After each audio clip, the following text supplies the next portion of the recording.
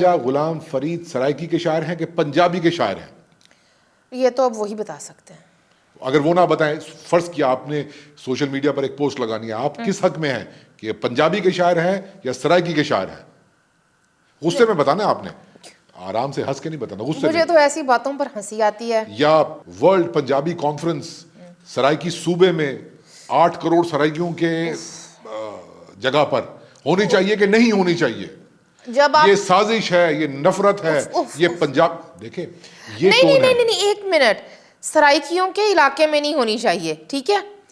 تو یہ جو پنجاب یونیورسٹی میں کلچرل ڈیز آتے ہیں، یہ لاہور میں، یہ بات غصے سے کرے، لاہور میں یہی بات غصے سے کرے. نہیں آپ کریں، ایک دفعہ کرے تو صحیح میرے کہنے پہ.